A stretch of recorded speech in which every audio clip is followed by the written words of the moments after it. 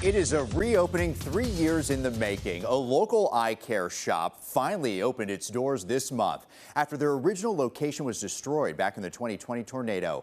Kendall Ashman takes us inside this new shop and shows us how they're preserving East Nashville's history, one pair of glasses at a time. Well, Igna Rudin says it took them officially 3 years to reopen their doors. In fact, earlier this month, they reopened on the 3-year anniversary.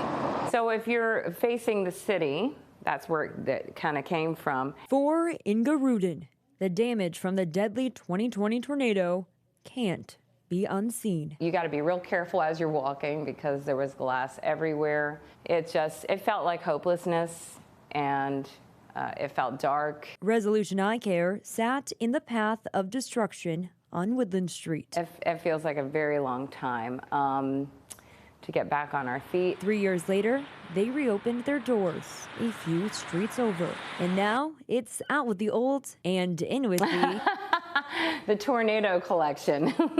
It's a line of over 200 glasses that were found in the rubble. There's some sunglasses here. Of course, the lenses might be a little scratched. Actually, I had this little vintage frame that made it through the storm, too.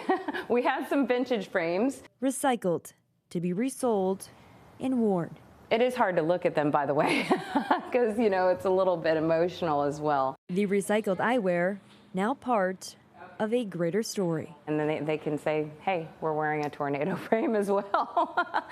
You know, it's part of East Nashville history.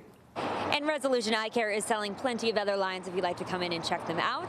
But as for the tornado eye frame, 10% of proceeds will go to earthquake victims both in Turkey and Syria. It's their way of giving back to those who were drastically impacted by the horrific natural disaster. Reporting in East Nashville, I'm Kendall Ashman, News 2.